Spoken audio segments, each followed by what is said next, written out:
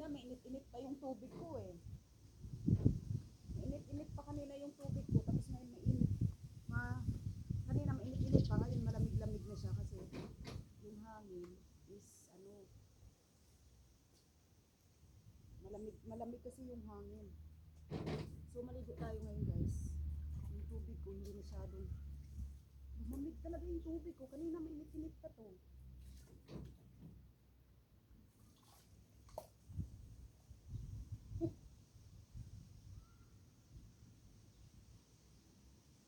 Kita na yung taba natin.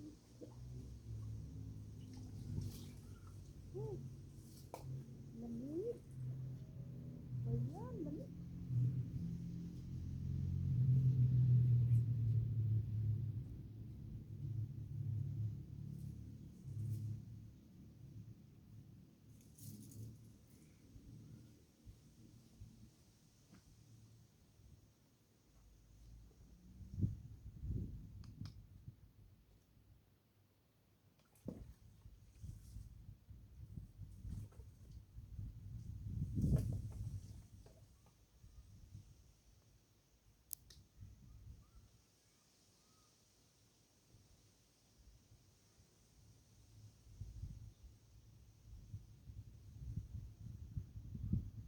Lamig.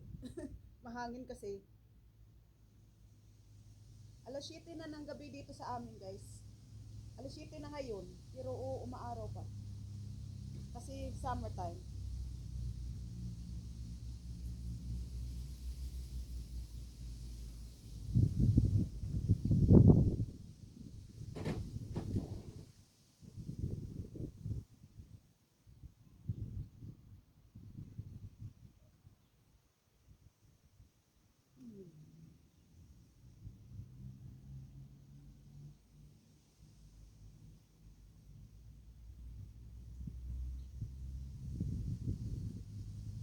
Grabe, lamig. Ang init. Kahapon, tama-tama lang yun, hindi naman sobrang mainit. Tapos kaninang tanghali, mainit-init pa. Mas mainit kaysa ngayon. Ngayon kasi nasa 27 degree na lang. 27, 26 to 27 degrees Celsius. Lamig.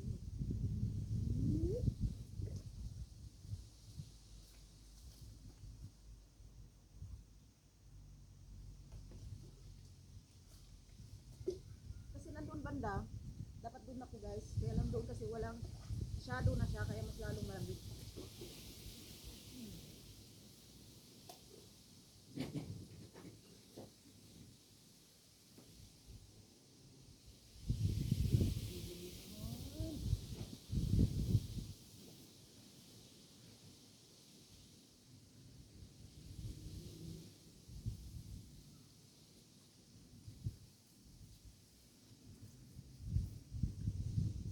Dito sa gabi, kung malamig, kung mainit ba o malamig. Lamig yun, no? Kasi kanina mainit yung malabas dito. Kaya nilagay ko sa timba.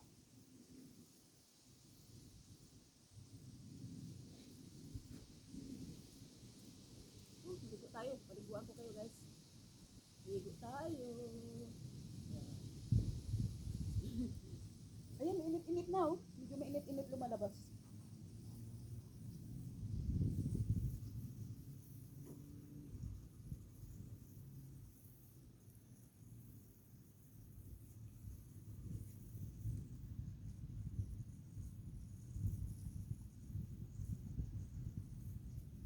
Lagi pa rin.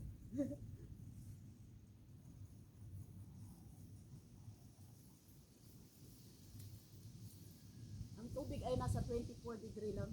24 to 25 degree ha?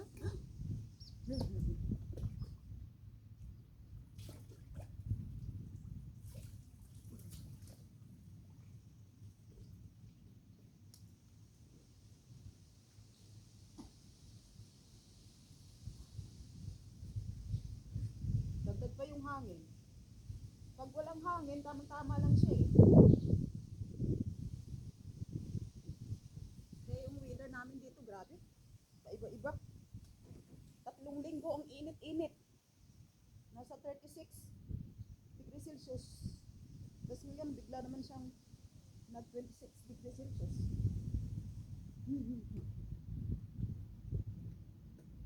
Alam mo kung ano kasing lamig nito? Kapag naliligo tayo sa Pilipinas sa umaga, yun, ganun kalamig.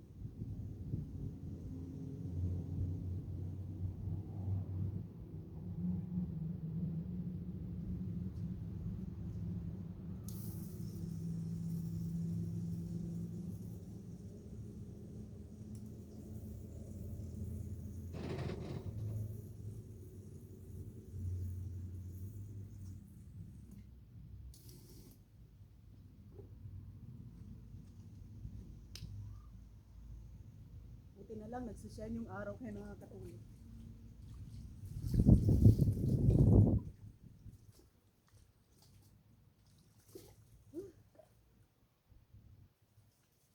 Nakatipid na ako ng kuryente mga guys. Kasi, pag sa loob ng bahay, iniinit pa yung tubig. Nagamit pa yung kuryente. So, dito, nakakatipid na tayo.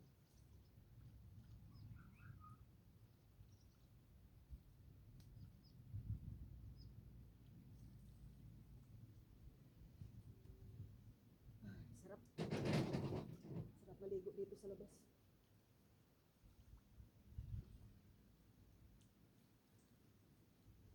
Kung walang hangin, tamang-tama lang sa amin yung temperature. Kasi mahangin kaya yun.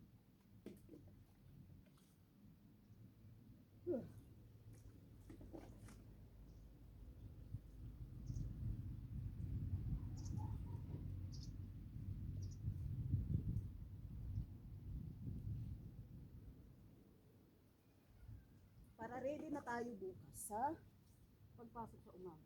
Linis na. Maghugas na lang uli ng panibago. Maghugas na lang uli ng puwet bago umalis.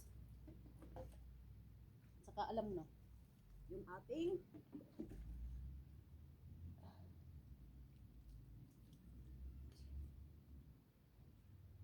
basta yung ating nature. Puting sayo. Dapat pag naliligo, sayaw pa more. Sayaw pa para mas merong ano ba, para mas makulay yung ating pagbablog. Yan, pag nainitan yung likod natin, mas masarap. Mas medyo mainit-init kapag nainitan ano natin.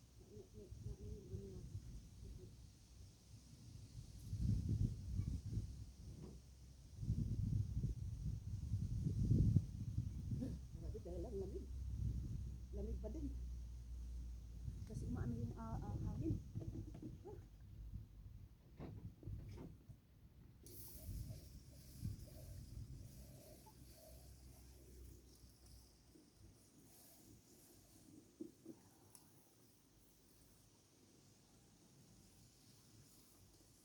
Ay, mainit-init kunti. Wow! Sarap.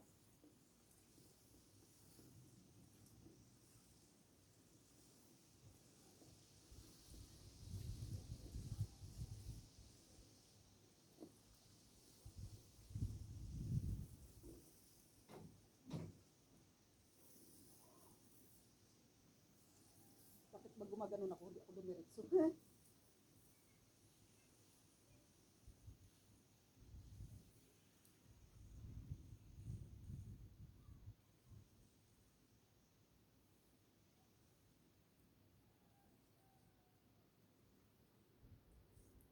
Yun na, malamig ng tubig lumalabas. Diyos ko, tayo naman ligo.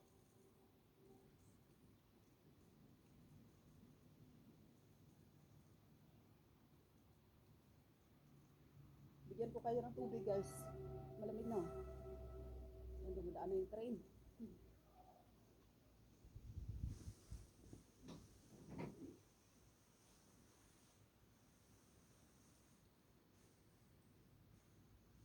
Tumutubo na yung mga raspberry. Kumakalat yung mga raspberry. Kumbaga,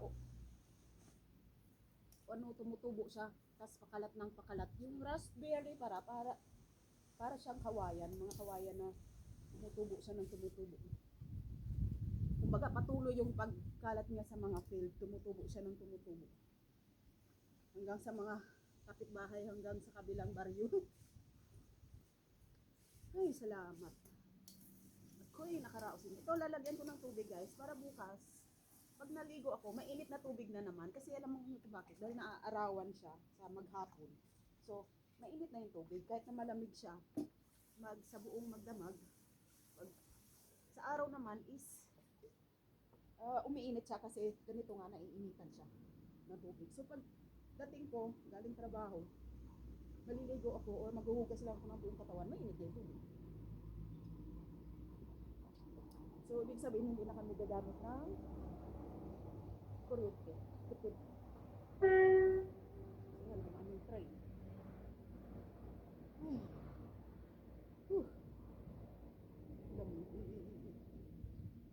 Ayan, magpait muna tayo sa araw. Ang ating likod.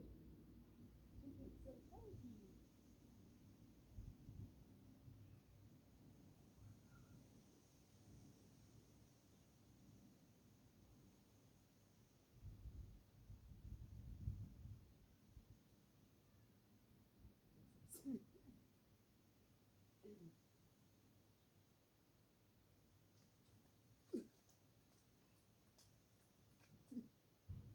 Dami yung taba. So, ayan. Puno na siya. So, tomorrow, meron na naman akong paghugas ng katawan na mainit-init ang tubig.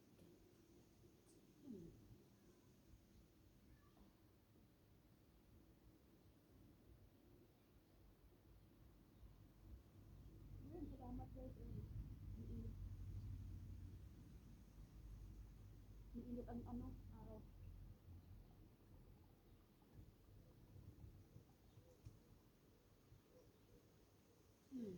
Sarap.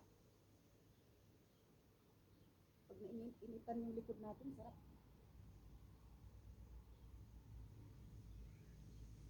So,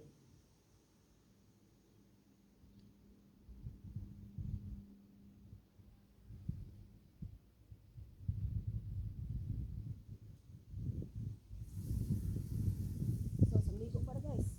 Yun, isang ligo pa. Ayan.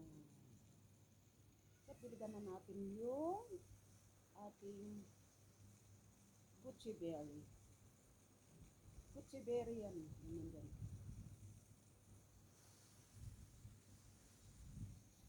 Sarap. Sarap dito, no? Kung sobrang mainit yan sa atin, tapos maliligo ka sa ganitong malamig. Diba? Whew.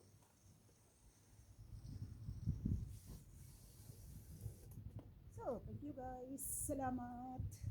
And God bless everyone.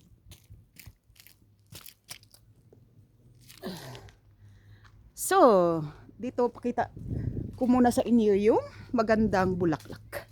Para meron tayong magandang ending.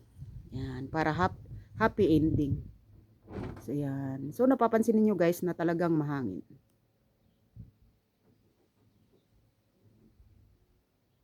So, yan.